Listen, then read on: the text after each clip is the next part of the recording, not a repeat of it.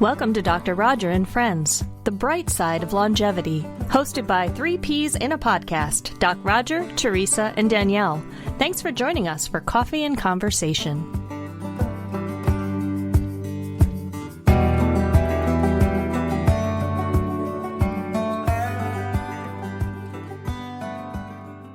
Helen Dennis is a nationally recognized leader on issues of aging and the new retirement with academic, corporate, and nonprofit experience. She has received awards for her university teaching at USC's Davis School of Gerontology and for her contributions to the field of aging, the community, and literary arts. Editor of 2 books, author of over 100 articles, frequent speaker and weekly syndicated columnist on successful aging for the Southern California News Group, which reaches 1.6 million readers.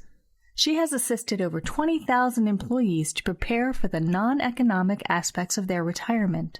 Helen is co-author of the Los Angeles Times bestseller Project Renewment, the first retirement model for career women, and has been recognized by PBS Next Avenue as one of the nation's 50 influencers in aging.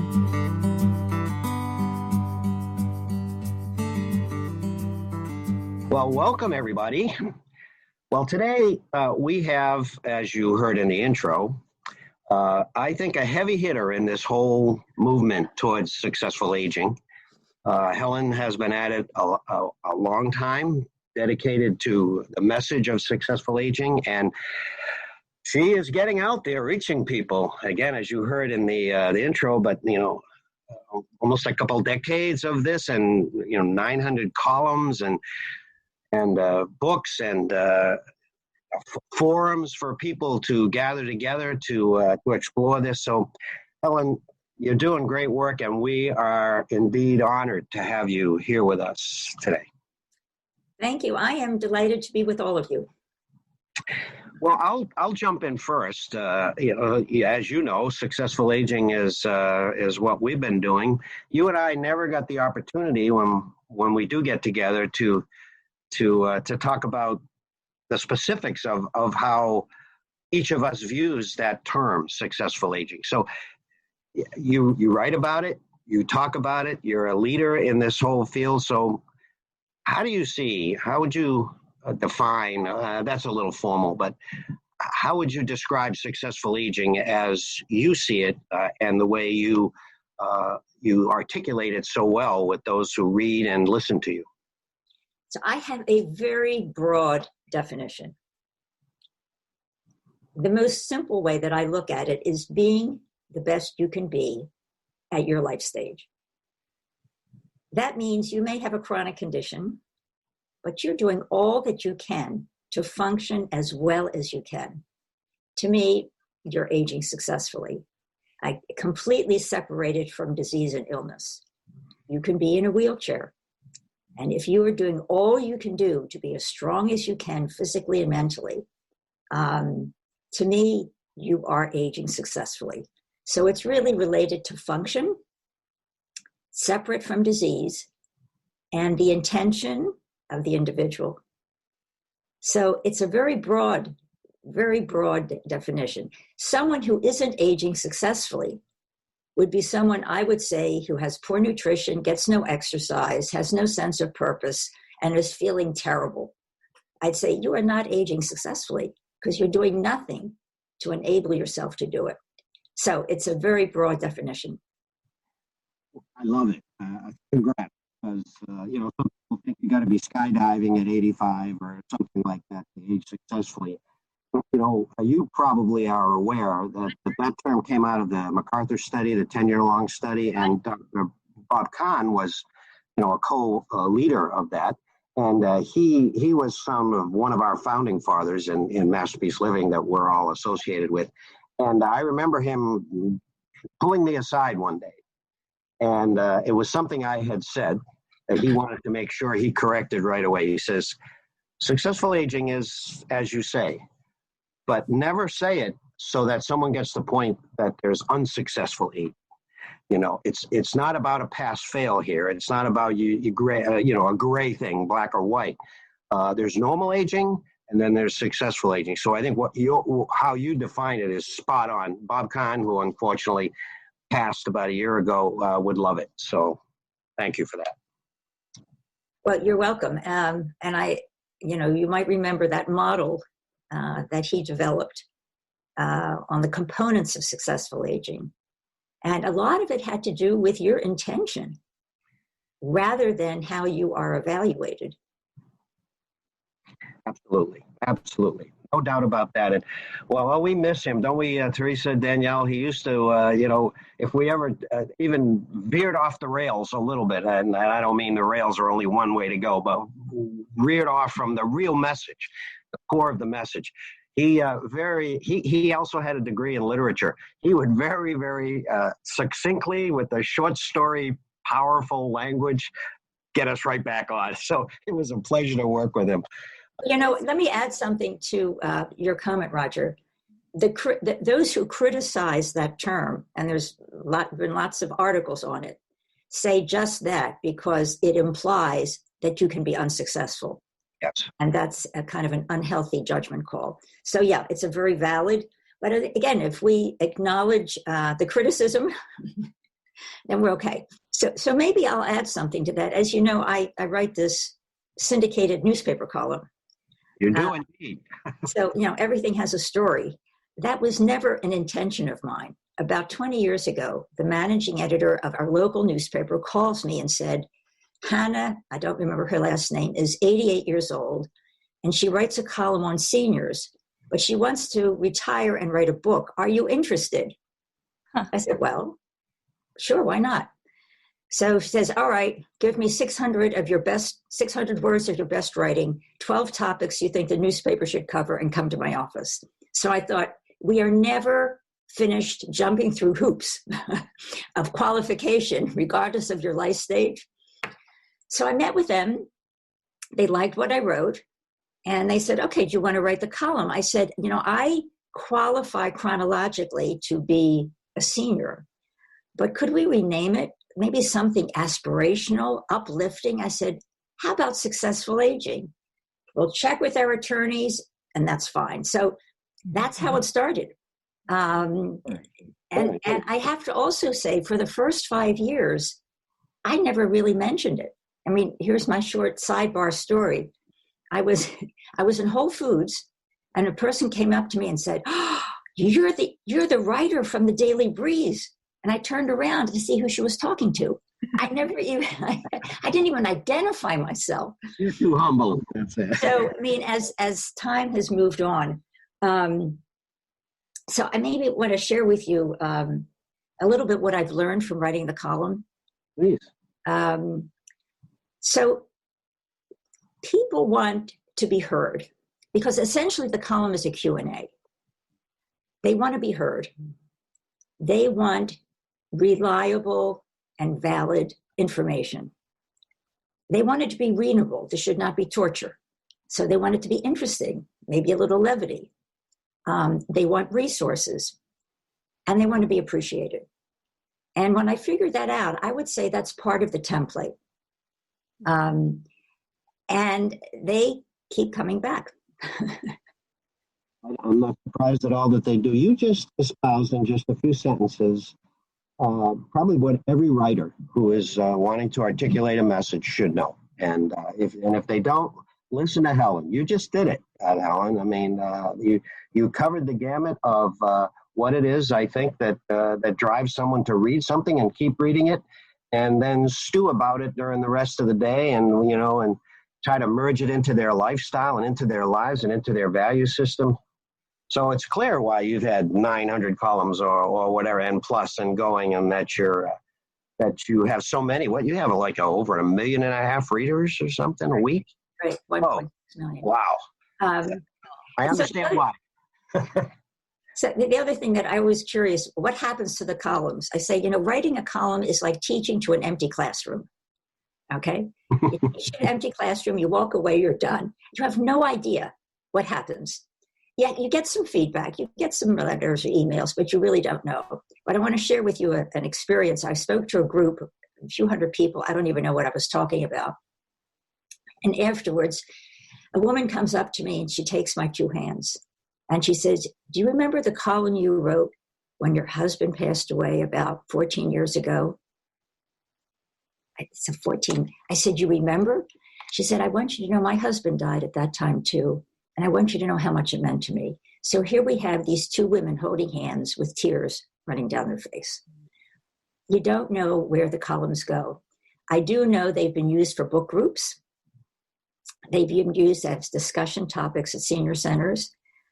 Some political advocates have used them. Some of them, I never know if it's used for doggy training paper. I don't know who that could be. And some people file them. And many times they're republished in newsletters, which is fine.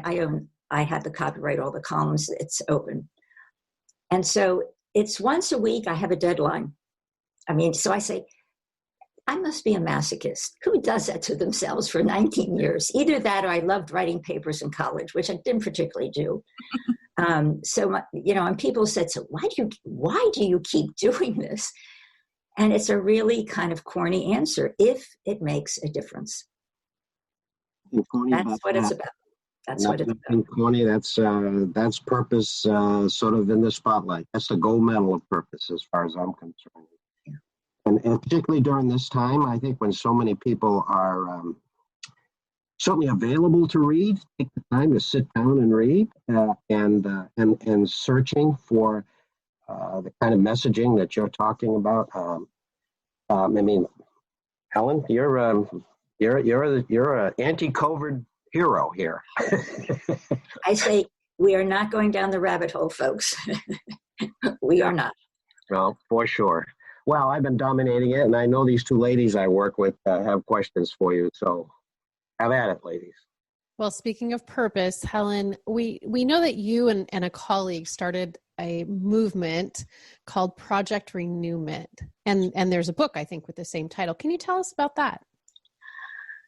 Yes, everything has a story, and this one has one also. This is about 19 years ago. A colleague, very good colleague, Bernice Bratter, calls me and said, is there anything in the literature, any programs about career women who are passionate about their work, love their work, identify with it, how they move on to retirement? She said, because I'm having a hard time. At that point, I said, Bernice, we aren't even on the radar. The retirement models typically are male, and they're typically financial. So she said, well, let's get together for lunch, see if we have anything to discuss. And that was a 4-hour lunch. She proceeded to say, well, maybe you invite some like-minded women. I'll do the same, and we'll get together at my house for dinner. It was a 4-hour dinner. And we decided we had a lot to talk about. So we continued to meet monthly. For the first 5 years that we met, we recorded our conversations. We didn't know what the it was, but we know no one was talking about this in 1999. We had no intention of expanding. I always thought there was a book here somewhere, but no intention of starting a membership organization. We just wanted to meet. Well, other women on the west side of Los Angeles found out about us. They said, gee, could we join your group? It's hard to join in the place. We'll help you start a group. Well, then there was another group of women said, well, gee, can we join your group? We'll say, we'll help you start a group. So what has happened over the years, virally, 35 to 40 renewment conversation groups have emerged across the country. One actually started in Paris. So then we have 30. So what is renewment? First of all, renewment is a combination of retirement and renewal. Okay, with the implicit message that retirement can be a period of renewal if you make it so. The intention was that women would take their creativity, their energy, their insight, their experience, and apply that to the next chapter of life to make it equal, if not better than the previous one. So that was the overall mission. We talked about things such as, who am I without my business card? What happens to your identity? So how do you define productivity when there's no boss or objectives that someone else is setting? And what happens if he retires first?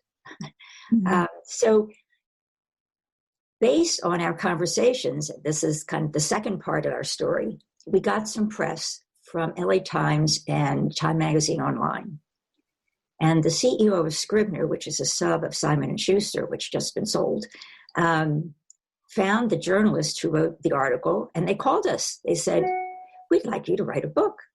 We said, "Sure, we can do that." So 18 months later, we submitted a manuscript for Project Renewment, the first retirement model for career women. And to our total shock and amazement, it made the LA Times bestseller list.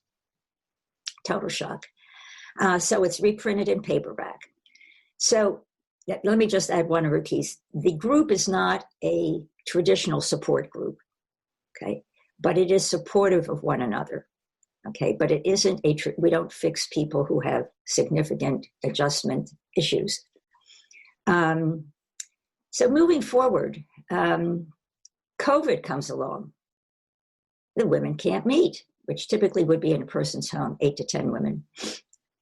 They can't meet, so what are we going to do? So Bernice and I said, well, let's go for a lark. We're going to go to our database and just say, this is an invitation to 15 women, first come, first serve. We're launching the Renewment roundtables. Well, 15 show up, and then we had a waiting list. And then we had group 2, and then we had a So tomorrow we're launching group 8 because there is a continuous waiting list. And here's the silver lining. We have women from across the country, from Florida, from Washington, from Tennessee, from Colorado, and women who typically would not meet. And all of them, I would say, come with some very meaningful work experience and very diverse. So we meet for an hour every 3 weeks, and we talk about how are you, what's new, and then we talk about a topic, relationships, big decisions in my life, how I'm adjusting to this new environment. And what's happening, first, they continue to show up. But second, things happen. We had a woman who her husband died. She wanted to sell her home, wants to move to Palm Springs. And we have a woman who is a real estate agent and a psychologist, finds the perfect house for the perfect woman. In 1 week, she finds the woman a house, she moves to Palm Springs, and they are friends. Another woman, retired prosecutor from New Jersey, all of her volunteer activities diminished. We have a woman who was active in Grandparents for Democracy, needed more volunteers. One's in New Jersey, one's in Washington. They are working together. So it's very organic. And there is an it here somewhere. Something is going on, haven't quite defined it, and beginning to take notes. But it's a question is, what do women who have made their mark and continue to make their mark, facing the most disruptive event, aside from losing a loved one, in their entire lives, and how do they manage this? What do they do with their lives? And what lessons can we learn? So that's the kind of information I'm looking at.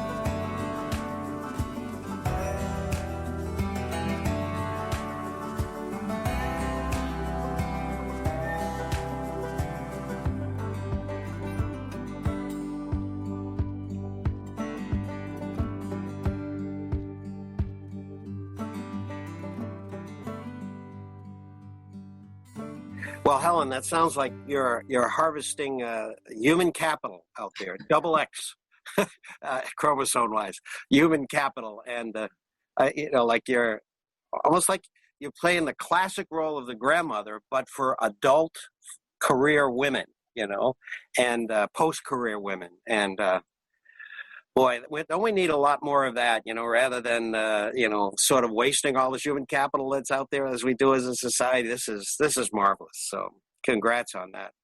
And I love that in your whole story, Helen, from the time you're starting your column to today, sometimes opportunities found you, and with every challenge, you're like turning it into an opportunity. When you can turn COVID into an opportunity to connect women from around the world, that's pretty remarkable. So it's an inspiring story.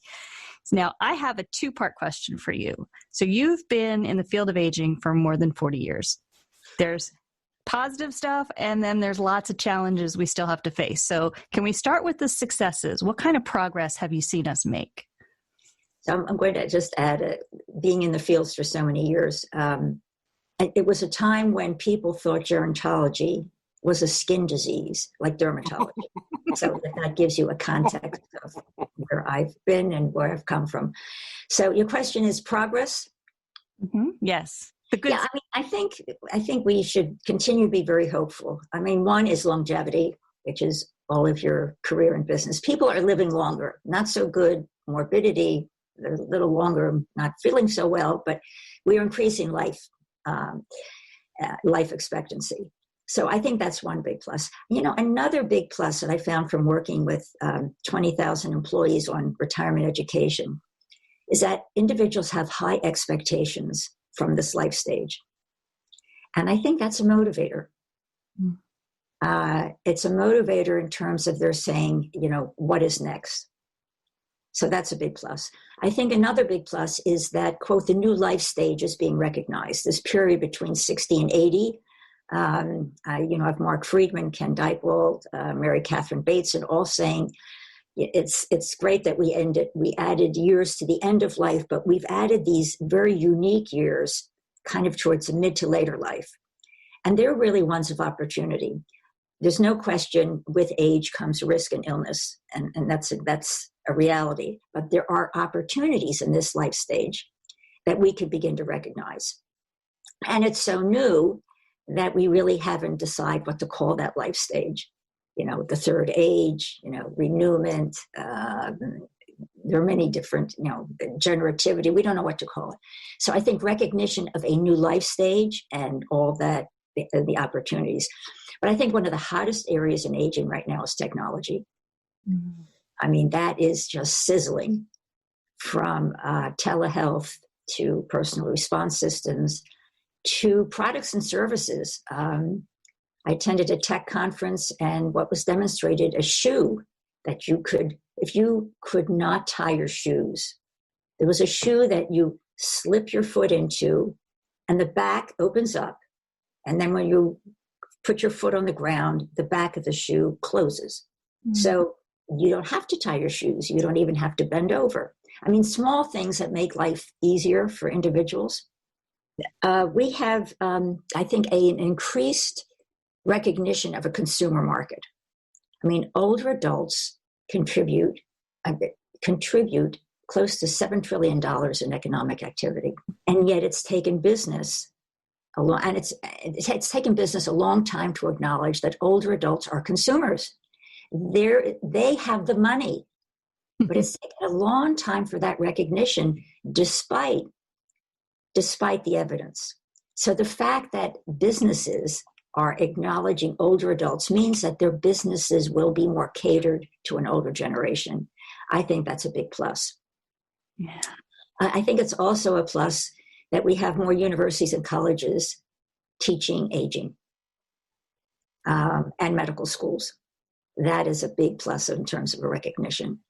So we've made progress. I would also say a keen awareness of what we call healthy aging. To the extent people are doing it is another question, but they are aware. They may be informed, but the actual behavior may not align with their knowledge. But I think an increased awareness of what healthy aging is about. I think we're making progress. And I have to say, I think the field is as exciting today as it was 20 or 30 years ago, and has more opportunity today, I think, than ever. That is wonderful. So what is our biggest challenge? If you had to pick one or two things where do we still have to go? I think one of the largest challenges is ageism, because it pervades everything.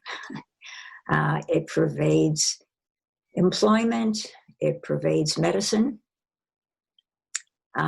It pervades also nonprofit organizations. It pervades universities. So ageism is a big one.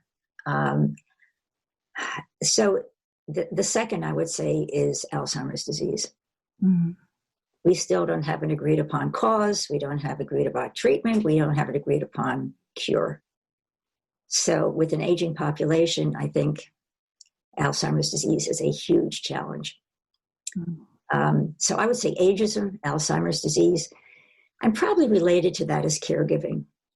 Yeah. I mean, we can predict probably the percentage of older adults that are going to need care with longevity, with dementia, with conditions which are limiting. So I think that caregiving is also a very big one. You know, it's I think the demographics are. This is all going to happen, you know, because the demographics will drive it. A society is going to have to respond to these things. But if it goes at the current pace, you know, there's going to be a lot of older adults disenfranchised and probably robbed of quality of life and unable to compress their morbidity. So I think what we do collectively, our team, you, and so many of our colleagues that we get to interact with periodically, I think our whole idea is to accelerate this, you know. Maybe COVID is going to accelerate it a little bit also. Although the whole idea of ageism and COVID, there's been some very disturbing language around that, you know, relative to who is most at risk and who does indeed tend to succumb. And I don't have to go into it, but that's very disturbing conversation. So if someone is homebound with limited income and living alone, to tell them, you know, old age is great. We've made so much progress. There are people who are suffering. I love the term food scarcity. That's called hunger. Okay, we package it so it sounds more polite. But even though we know that it seems that older adults actually are faring better than younger adults during the pandemic, that's not to say there is suffering going on of loneliness and isolation. And that's not to say about worry, I need to work. I've been furloughed, but I think I'm going to be the first out. This pandemic is going to give my employer an opportunity to get rid of the older workers. Mm-hmm. So even though in the literature and the data, older adults may be doing better, that doesn't mean they're doing well. It may be that they're just not as bad. I have one question. So Helen, you've been named one of the top 50 people in aging by Next Avenue, and you're a delegate to the White House Conference on Aging and National Award for Excellence in Education and Training, and I could go on, but I'll stop there. Tell us what accomplishment you're most proud of. No one's ever asked me that because I don't talk about my accomplishments. I think I feel best about writing a column that makes a difference. You know, you can write book chapters, that's important. You can teach at a university, that's all important. But there's something at the ground level that you know this did make a difference somewhere. And if I get a letter or an email that says, thank you so much, you know, that information really helped me, and now my daughter, my husband, whatever. I don't think it gets better than that. So here's a perspective that is not often mentioned. And I believe we have responsibility to take care of ourselves for so many different reasons. One, so we can function well. Two, do a favor to your family and friends. And if you want to talk about the economics of it, you're doing a favor to your country. So we have a responsibility to take care of ourselves. And I think the other responsibility is to give back and be kind and good to others. I think those aspects are not often discussed. So that's we as older adults. I mean, yes, it's a free ride, maybe, because I'm retired, but I'm saying it's not. We continue to have a responsibility. I can't imagine it would. Well, that's an answer that I'm not surprised to hear, but it's I think it's so on target, and it's clear that you've been so persistent and so excellent and so committed to this that even if you weren't thinking about it, there it is. I can imagine, I was in preventive medicine, as you know, and so you never really see the results. You never see so much what you prevent. And so when the occasion would occur that someone would come to you and say, that meant everything to me, that meant everything to me, too, to hear that. So I think as you get responses or just the questions that, if someone is suffering and asks you a question, that there are tens of thousands out there also with the same problem, since we all have a pulse and we share some very common things, that to help that one person to help so many more, it's got to be rewarding. So excellent. Yeah. Before we wrap up, I don't want to hang up with you without finding out or letting people know where can they go to learn more about you and your work. Oh, nice to ask. So if they're interested in Renewment, go to renewment.org. And if anyone is interested in joining a Renewment roundtable, write to me at Helen Den, HelenDenn, @gmail.com. And I have my own website is helenmdennis.com. Okay, thank you. And we'll put that in the description of this podcast so people can find you. Well, thank you so much. Helen, keep up what you're doing. It's great work. I'm proud to call you a colleague, and I'm proud to have you in Aging Services and in this whole movement. So I look forward to the next time we can meet. I do too. And I think the strong message to me is that this is a really collective mission. They say we're all in this together. We truly are. And I think what's always struck me in the whole field of aging is how generous everyone is. They share resources. They share their knowledge. And there's enough business and opportunity to go around to everyone times 10 because there's so much work we have to do. So I'm delighted to have you as my colleague and your team members. Thank you. And what a wonderful excuse that we can get together despite or in spite of the pandemic. So thank you. I've enjoyed being with you. You've been very generous with us. Thank you, Helen. Bye now.